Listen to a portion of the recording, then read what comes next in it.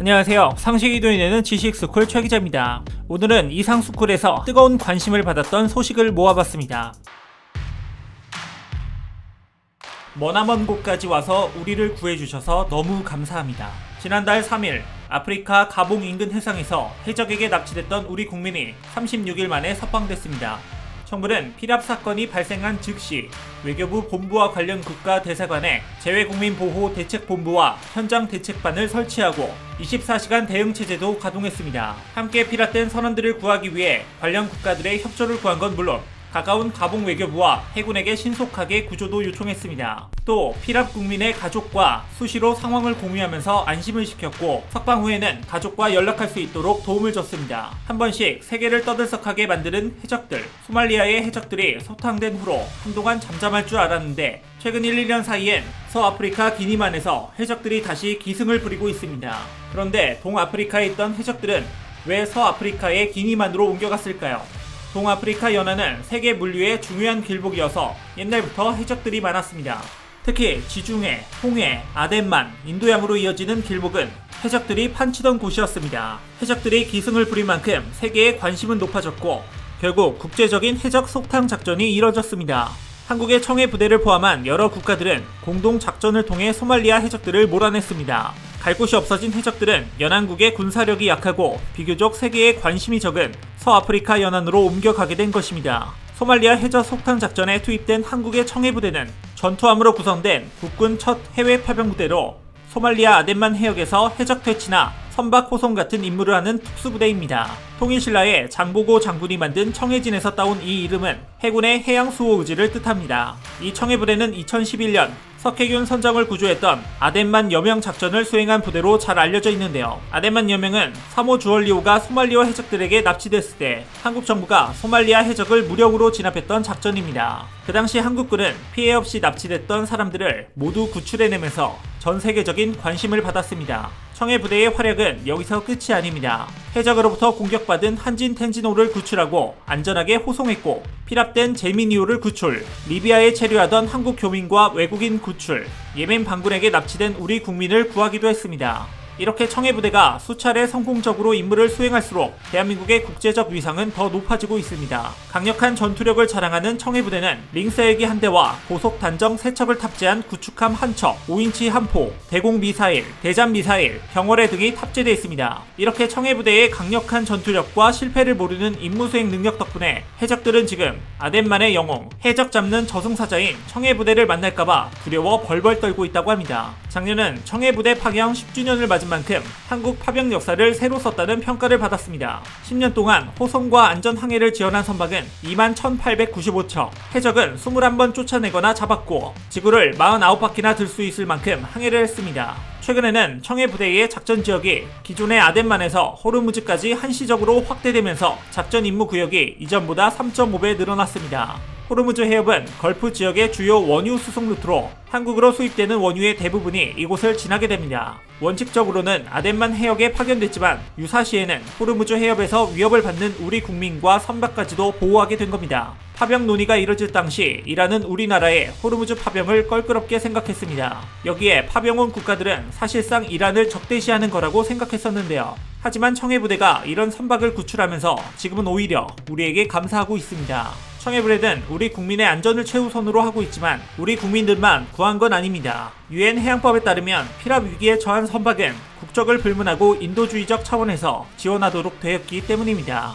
그래서 우리 청해부대는 해적에 쫓기던 북한 화물선을 구해주고 세계 일주 항해를 하다 표류된 해외 민간 요트들도 구조했습니다. 또 우리 국민들과 함께 피랍된 수많은 외국인들을 함께 구출했습니다. 그래서 문재인 대통령은 청해부대의 활약으로 평화를 향한 우리나라의 확고한 의지가 세계에 드러난다고 말했습니다. 청해부대 장병들이 거친 파도를 헤치며 보여준 헌신 그리고 용기가 대한민국 발전의 밑거름이 됐다는 겁니다. 청해부대가 열심히 임무 수행을 하면서 전 세계에 찬사를 받은 만큼 대한민국의 위상도 날로 높아지고 있는데요. 청해부대의 활약은 세계 평화에 기여했다는 결과뿐만이 아니라 장병들이 여정 하나하나마다 흘린 땀과 노력, 헌신 그 자체가 너무나도 빛나는 일이고 참 고마운 일이라는 걸 다시 한번 마음에 새겨봅니다. 그 여정이 바로 보상이다. 지금 이 순간에도 국민의 안전을 지키며 세계 평화에 기여하고 있는 한국의 청해부대, 정말 자랑스럽지 않나요?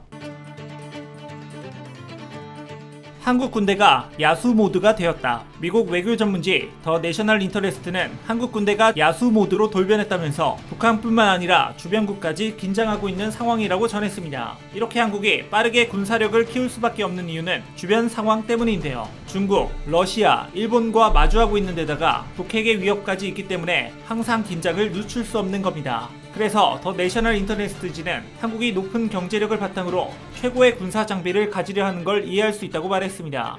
최근 한국의 국방 예상은 10조 원 이상 증가했는데요. OECD 국가 중 가장 많은 증가폭을 보였습니다. 2020년 한국의 국방비 지출 규모는 전 세계 9위, 군사력은 세계 6위인데 이 추세가 이어지면 6년 뒤 일본의 방위비를 넘어 세계 군사력 탑5에 들 정도로 군사 강국이 될 수 있다고 합니다. 한국 군사력이 점점 더 강해지는 동안 북한의 군사력은 오히려 떨어졌습니다. 올해를 기준으로 8단계 하락한 25위에 그쳤는데요. 한국이 군사 장비나 경제력 등에서 모두 북한을 월등히 앞서고 있는 겁니다. 그래서 북한 김정은 정권이 한국의 군사력 증강을 특히 기뻐하지 않는다는 분석 결과도 있었습니다. 그러다 보니까 북한은 비대칭 전력 무기인 핵 개발과 미사일 개발에 몰두하고 있다고 합니다. 이렇게 우리 군사력이 더 높아지고 있는 만큼 북한뿐만 아니라 주변 국가인 중국, 일본, 러시아까지 모두 긴장하고 있습니다. 특히 일본은 한국을 경계하는 보고서까지 내놨는데요. 대체 요즘 한국 군대가 어느 정도기에 여기저기서 난리인 걸까요? 우리나라 국방 백서를 보면 2018년부터 적에 대한 정의가 북한 대신 대한민국을 위협하고 침해하는 세력으로 확장됐습니다. 북한뿐만 아니라 다른 주변국이라도 한국을 위협하면 언제든지 우리의 적이 될 수 있다는 말입니다.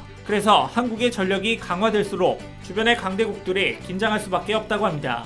게다가 많은 나라에서는 한국군의 독침 전략을 무서워하고 있습니다. 독침 전략은 우리가 중국이나 러시아, 일본 같은 큰 나라와 전쟁을 하게 됐을 때 우리나라가 질 가능성이 크지만 적어도 상대의 핵심을 타격해서 제대로 국가 운영이 불가능한 상태로 만들어버린다는 전략입니다. 이긴 게 아닌 거로 만들어버리는 겁니다. 상대의 핵심을 타격하는 독침 전략을 뒷받침해줄 우리 기술이 바로 한국이 자체적으로 개발한 현무 미사일입니다.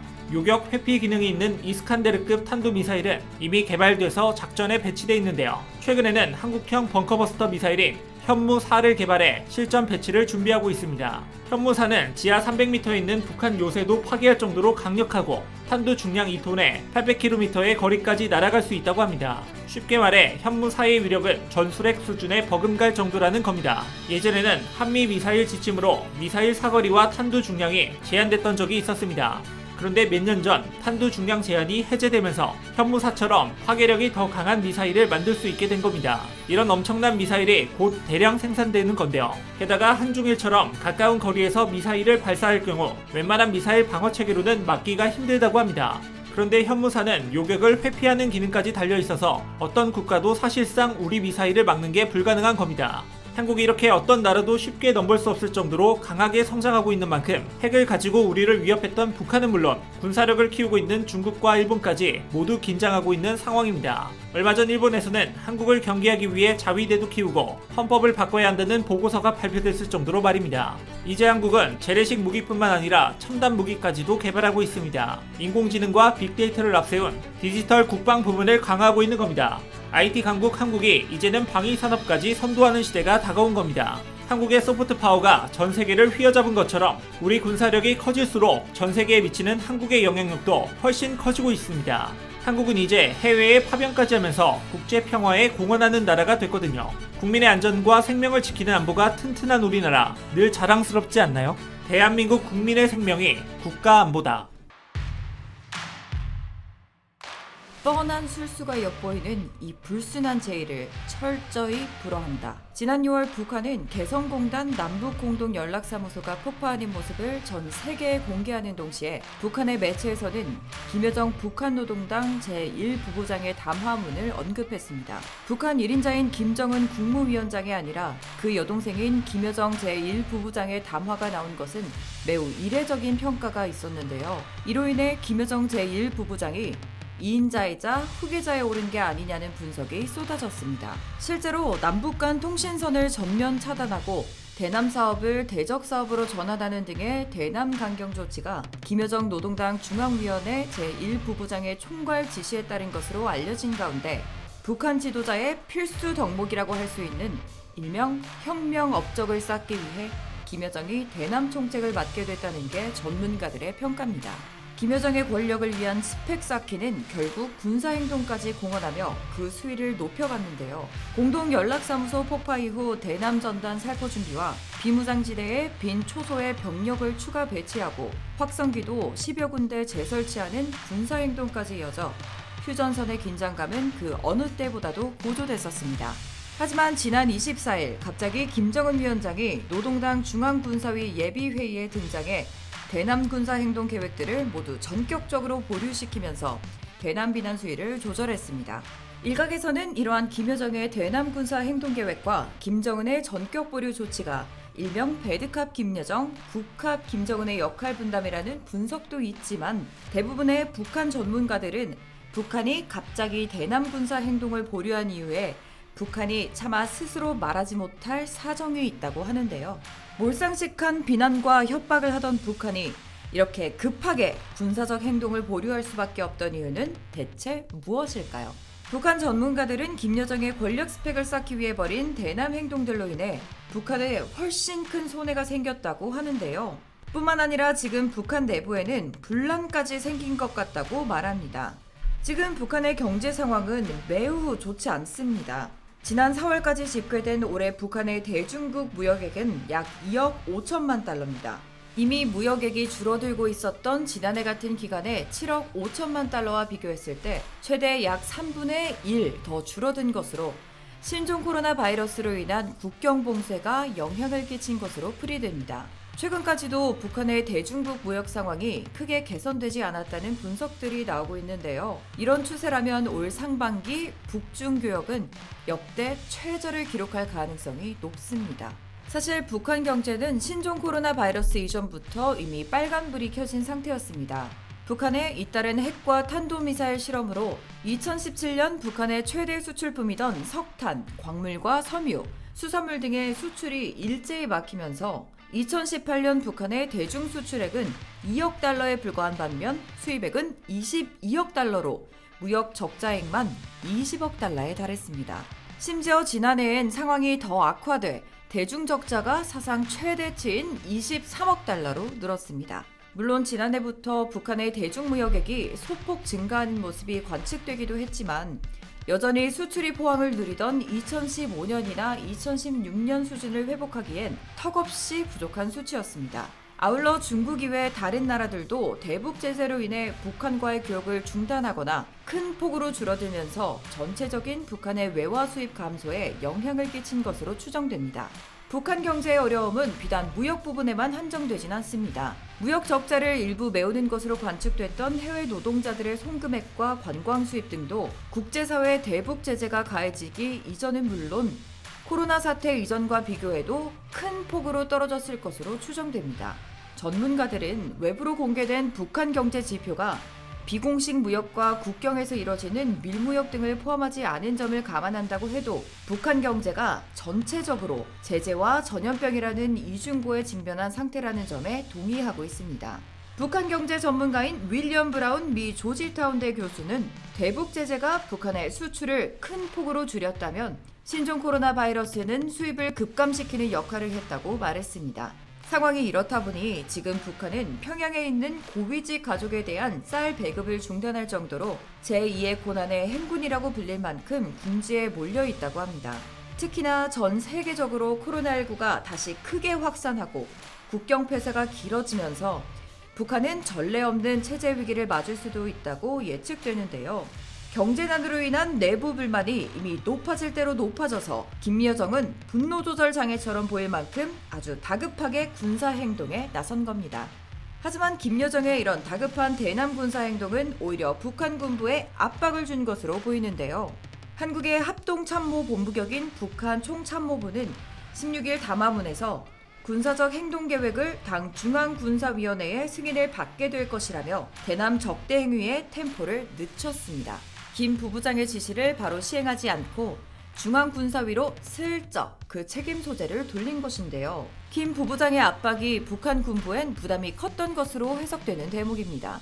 그런데 총참모부가 담화문을 낸 지 반나절도 지나지 않은 16일 오후 김여정의 지시로 공동연락사무소를 폭파했고, 이에 우리 대한민국도 북한이 군사행동을 하면 대가를 치를 것이라며 강경하게 나오자 북한군도 초조해져서 중앙군사위 예비화상회의를 급하게 열었는데요. 전문가들은 북한에서 단 한 번도 중앙군사위 예비회의나 화상회의의 형태로 회의가 열린 적이 없다고 입을 모아 얘기합니다. 게다가 북한에서 처음인 화상회의에 김정은 위원장의 영상마저 나오지 않았는데요. 1인자인 김정은 위원장의 영상도 제대로 준비하지 못하고 긴급하게 회의를 열었다는 것을 알 수 있는 부분입니다. 그만큼 정상적인 회의를 하지 못할 정도로 북한에서 사태의 심각성을 깨달았고, 결국 어쩔 수 없이 김정은이 직접 수습하게 만들 수밖에 없었던 거죠.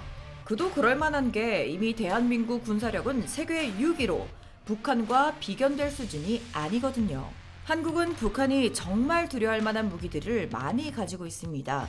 세계에서 인정받는 K9 자주포도 1000문 이상 실전 배치돼 있고요. 3세대 전차인 K2 흑표 전차는 영국, 프랑스, 독일의 3대 전차를 모두 합친 것보다 2배나 더 많이 갖고 있습니다. 그리고 단 한 발만으로도 축구장 크기의 면적을 초토화시키는 강력한 230mm의 다연장 로켓 천물을 고정 투입해 언제라도 북한 본토를 타격할 수 있도록 대비해뒀고요. 또 사거리 20여 킬로미터의 정밀 타격이 가능한 스파이크 미사일도 투입해 북한군이 자랑하는 해안포도 무력화시키고, 중거리 지대공 미사일 1000군과 단거리 지대공 미사일 1000마로 북한군 공군 역시 무력화시킬 수 있습니다.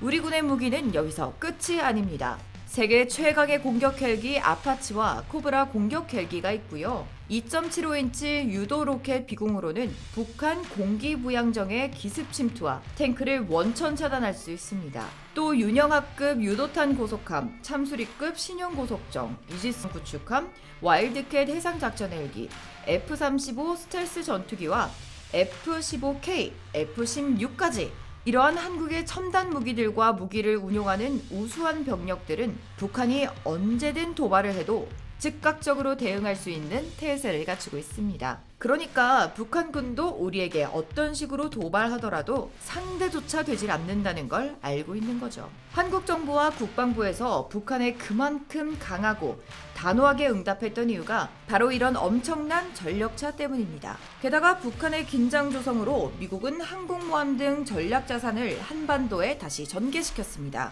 최근 미 국방부는 한반도가 포함된 동아시아 해역에 로널드 레이건함, 니미츠함, 루즈벨트함까지 이렇게 항공모함을 무려 3척이나 더 배치했는데요. 여기에다 일본 사세보 기지에는 강습 상륙함 아메리카남도 대기 중입니다. 아메리카남은 수직 이착륙 스텔스 F-35B를 20대나 싣고 언제든 북한 침투 작전이 가능하기 때문에 사실상 한반도에 투입될 미 항모가 3+1 체제가 된 겁니다. 항공모함 전단 하나가 한 나라의 화력과 맞먹을 정도인데다가 심지어 북한군에게는 항공모함 한 대도 격침시킬 화력이 없기 때문에 북한군엔 엄청난 압박이 될 겁니다. 더구나 필리핀, 대만, 일본, 한반도 사이를 활보하는 미 항공 세척은 중국에서도 부담이라서 김 부부장의 오판이 중국을 화나게 했을 수도 있다고 전문가들은 밝혔는데요. 이뿐만이 아니라 미국은 북한이 제일 두려워하는 전략 무기들도 한국에 전개시킬 예정입니다. 최근 괌에 죽음의 백조라고 불리는 B-1B 스텔스 전략 폭격기 4대를 배치했고요. 지난달 21일엔 B-52 전략 폭격기 2대를 동북아에 전개해 북한에 압박을 줬습니다. 결국 북한의 과잉 행동이 잠잠하던 미국의 코털을 건드린 셈이 됐는데요. 결과적으로 김여정이 의욕적으로 추진했던 강공 전략은 아주 대실패로 끝나고 말았습니다. 이렇게 진퇴양난에 빠졌어도 북한은 아주 뻔뻔하게 대남 군사행동 계획 보류를 두고 최고 존엄 전략의 위대성을 선전하고 있다고 하는데요. 우리 대한민국이 북한에게 쩔쩔맸었다고 북한 주민들에게 거짓된 강연을 진행한 겁니다. 하지만 북한 소식통에 따르면 실제 북한 주민들은 대남 군사행동 계획 보류에 그럴 줄 알았다, 싸우면 질 것 같아 꼬리를 내린 것 아니냐는 등의 다소 비판적 의견을 내비쳤다고 합니다. 북한에서 아무리 주민들을 통제하고 단속해도 한국의 경제력과 군사력, 문화까지 한국의 발전된 모습을 알게 됐다고 합니다. 북한 주민들도 북한 정권이 거짓으로 얼룩졌다는 것을 알고 있는 거죠. 게다가 최근에는 북한이 청와대 또는 국방부 청사로 추정되는 시설의 모형을 무인도의 건설에 훈련을 준비하는 것으로 파악됐습니다. 북한이 대남 군사 행동 계획을 보류했지만 또다시 내부적으로는 한국 핵심 시설 타격 훈련 등을 준비하는 모순된 행동을 보이고 있는데요. 언제나 비정상적이고 앞뒤가 다른 이런 모순된 모습만 보이는 북한이 과연 언제서야 전 세계적 문제하에서 벗어나 정신을 차릴지 모르겠습니다. 여러분은 이러한 북한의 도발 어떻게 생각하시나요? 이와 관련된 여러분의 다양한 의견 댓글로 남겨주시면 감사하겠습니다. 혹시 주식하시나요? 방위산업 관련 급등 종목이 알고 싶으시다면 오른쪽 버튼을 클릭해주세요.